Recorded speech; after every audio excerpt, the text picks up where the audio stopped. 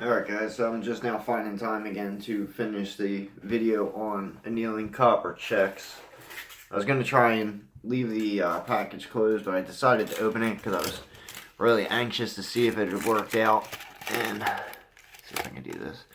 When I opened it, I haven't really disturbed it aside from shaking it around a little bit to see the checks, but you can see the paper's all charred, and the checks are like a kind of a golden, not golden, but they're discolored. They're not nice shiny copper, brand new looking gas checks anymore.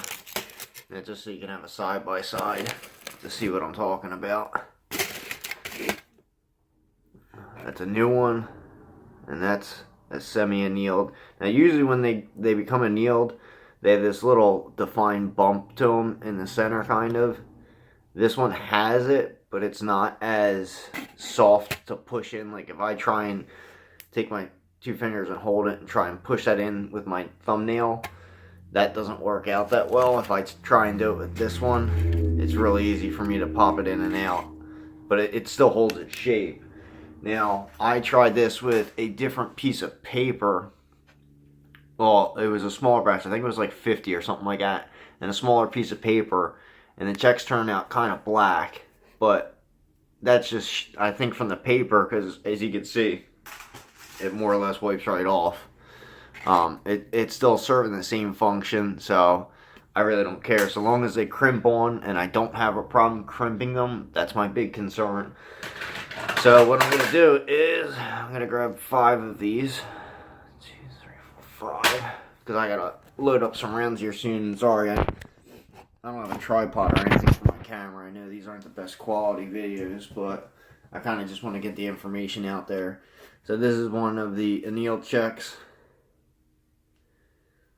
And all I do is I stick it on the base, press it against the table, and repeat 5 more times. And I used to seat them directly in the press, but I had problems with some of them not going on perfectly straight, and they would shave a tiny bit of lead, so I find it easier to kind of slip it on out here, kind of sideways like that, and then just pop it on, put it on the table, and now at least I know it's flat on the table.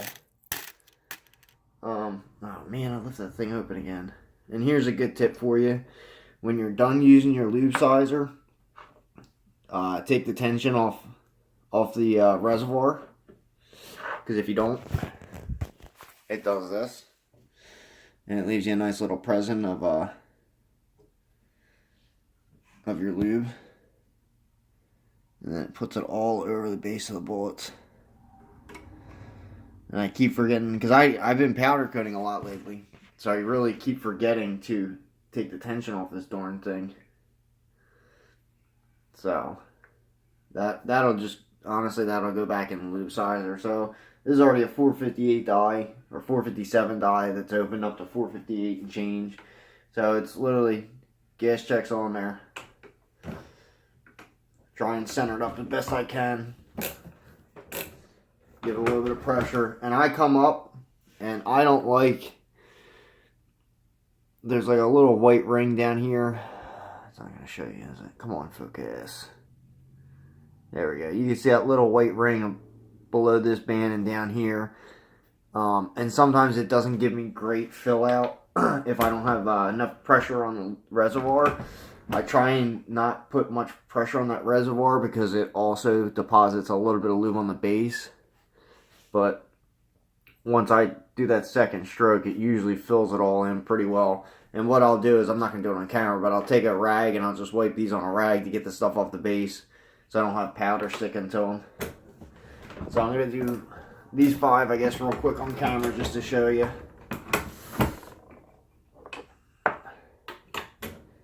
And I don't mind lube sizing, honestly. It's not a bad process. I have to do this anyway for load development for my rifle, so I need a bunch of these lubes in size. I have these over here, but these are with the non-anneal gas checks, and those checks move around pretty well, so before I forget, take my pressure off, and let's see if I can get this in there. So that one's on there rock solid. And I think, where'd my rag go? I think these checks seat better, like more uniformly and more square on the base.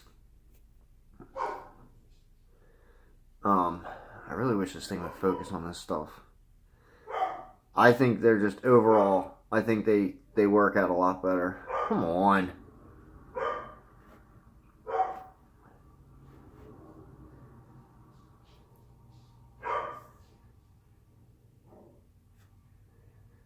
But you get the idea.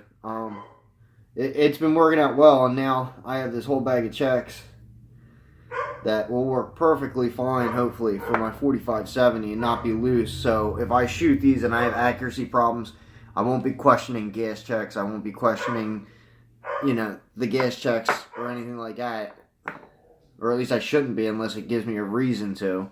Like I see the gas checks downrange or something stupid like that. Right now I know they're firmly seated and they're on there the way they're supposed to be. So I shouldn't have an issue with them at all. I'm hoping. Yeah, and usually by now I'd have one that was loose or something like that. It would show me some kind of sign of an issue.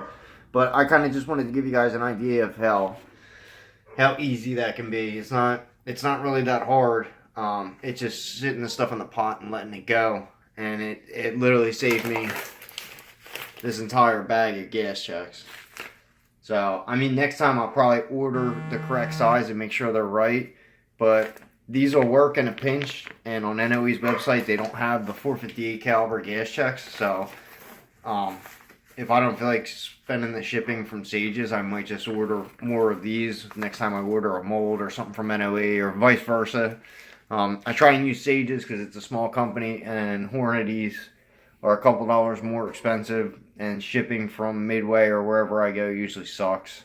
Shipping from NOE is actually really good. It's so long as they process and ship it out, it's like 2 days max. But hopefully this helps someone. If you got any questions, shoot them my way. I might not be able to answer them because I don't know all that much about annealing and all that stuff, but feel free to ask them. Have a good one.